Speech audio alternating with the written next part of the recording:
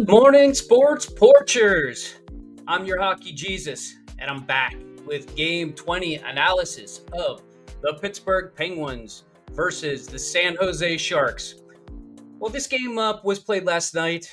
I had some other things to do. I've got some other hobbies that I like. One, drinking whiskey, and there was this great bash going on out in Westmoreland County. So I attended it last night and actually managed to be there all night and had no clue what the Pittsburgh Penguins did. So I did what any hockey Jesus disciple would do: get up in the morning and do the replay.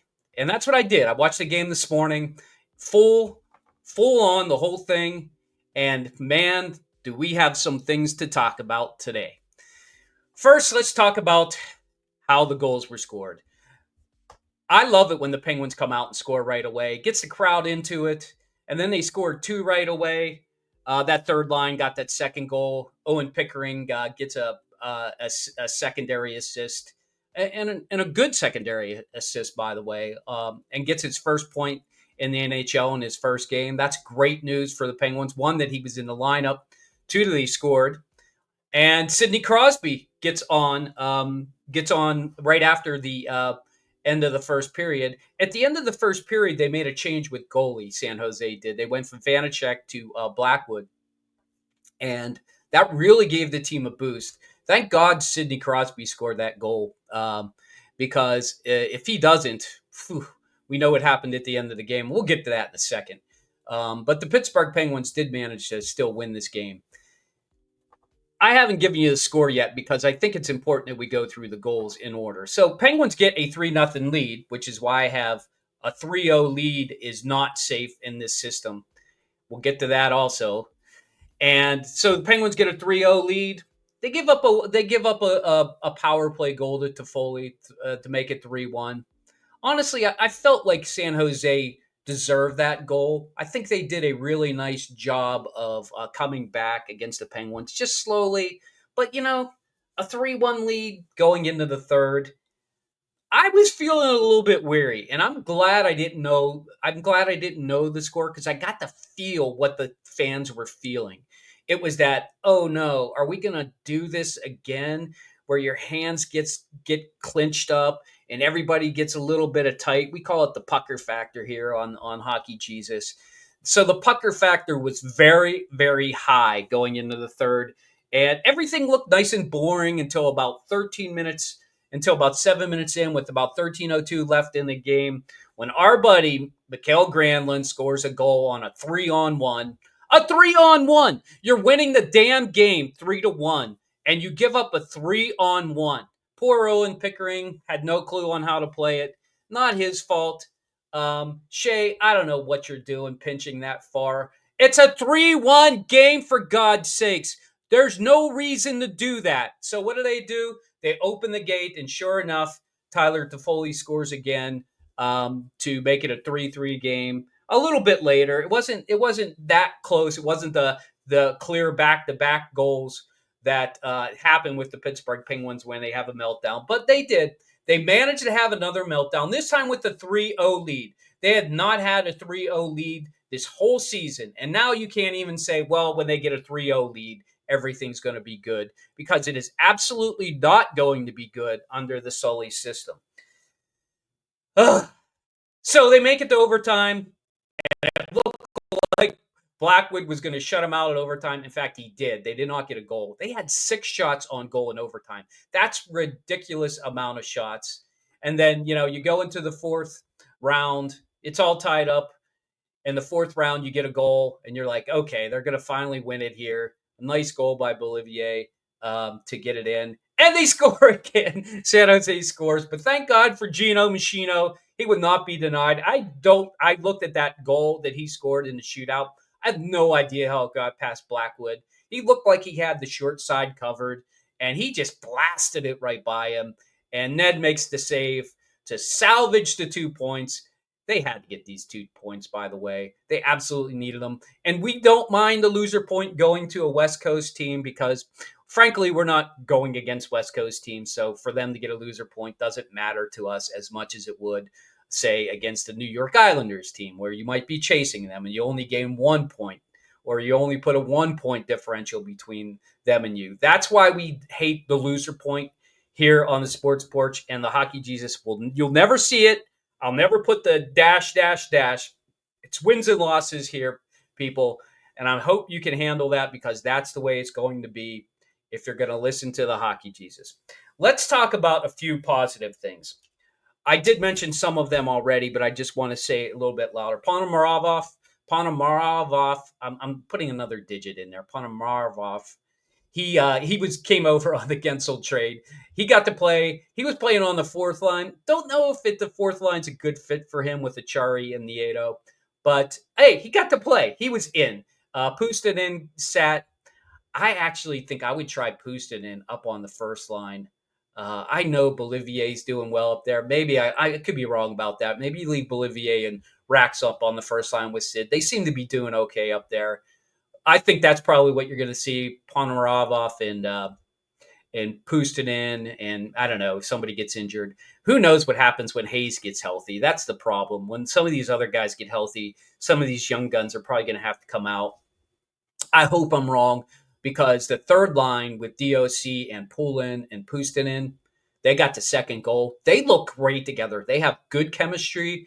That's a good third line combination. That is not a second line. That is a third line pairing. I love them together. I would hate to see them have to bring in Hayes and break that crap up. That would drive me nuts. The other positive thing, Owen Pickering, 2022, yeah, 2022 first round pick, finally gets into the lineup. And I think Sully must be listening to the Hockey Jesus, because you know what I said at the end of last one? You can't play Graves. You have to not play Graves. And he didn't for the first time. He was a healthy scratch last night. And that is a very positive thing. I think Pickering being in there instead of Graves is beautiful. I hope they can find a home for him, because I don't think he belongs in a uniform.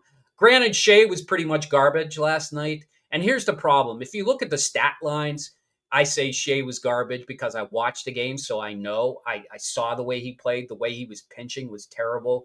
He had no offensive prowess. He was a detriment to Pickering on the back end. So I think Shea played terrible, but he was an even player last night, which means, he wasn't a plus one, he wasn't a plus guy, he didn't score points, but he wasn't a minus guy. He wasn't out there when people scored. He looked terrible. I'm sorry, but I think you could bring back Graves if you wanted to sit Shea, but you got the lefty-righty combination thing that's a little bit crazy now. So that's a problem. And plus you have Letang, who sat out for the second game in a row. I think he still has an illness. I'm hoping it's not an injury. But, with a superstar and not playing and people kind of being quiet about it, you always worry about those things. I'll keep an eye on it for you, my disciples out there. I promise I will give you the truth when I know it. Hopefully I'll know it tomorrow night when I'm on the porch with the boys.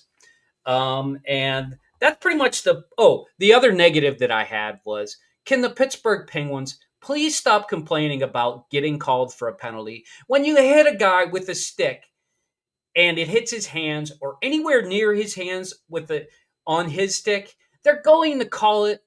They're going to call it. I don't care if you don't like it. They're going to call it. I don't care how ticky-tacky it was. They're going to call it. Also, if you get a stick into a skate, just a little bit, and the guy falls down, and he fell down, do not complain. You put his stick into the skate. You can't let the refs say every time that's going to happen, they gotta be careful because you might yell at them. They're going to call it more if you do that. So please stop with the yelling and complaining about the penalties. That does not help your case. In fact, I think it hurts your case. So I'd like to see that end. Third, I have to get to this because this is probably the most important part I'm going to make. I should have started with it, but it's important that my disciples know out there how I feel about Sully's system. I love Sully's system when it works. However, there has to be a time, and by Sully's system, here's what I mean.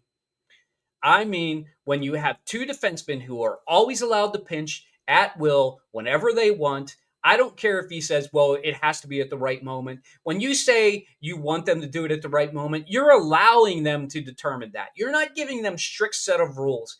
if the puck's halfway up the ice, if two guys are already down low, you can do it. You're saying whatever you feel like doing it. That means at any time, any place, anywhere. That system can work, and it does give you 5 attackers in the offensive zone. That is true. But when you do it in the wrong situation, when you're up 3-0, what is the point of taking 2 defensemen and sending them down after the puck? There is absolutely no point to that. He needs to institute a different system when the Pittsburgh Penguins, I almost said the Pirates because that's the way I feel about it sometimes. When they're up 2-0, 3-0, even when they got a 3-1 lead, a 2-1 lead, if they can institute a better system where the defense cannot pinch and they do not give up those odd man rushes, they will be a much better team. I contend that they would have 3 or 4 more points if they would have already instituted that, because they're the worst team with the lead. They've given up 2-0 leads. Now they've given up a 3-0 lead. That is unacceptable in the NHL. And I hope, Kyle Dubas, I hope you're listening, because it's very important that they find a different way to play with the lead, because what they're doing now is not working. So the Pittsburgh Penguins win tonight. Actually, last night. Pittsburgh Penguins win last night. They beat the San Jose Sharks in a shootout. They got to 2 points. They win 4-3. It was a struggle at the end. I hope if you were at the game, you stayed till the end. Sid, by the way, his goal is $599. One more, he'll be at 600. He's going to join the 600 club. Last joined by Alex Ovechkin. It's Sidney Crosby's turn.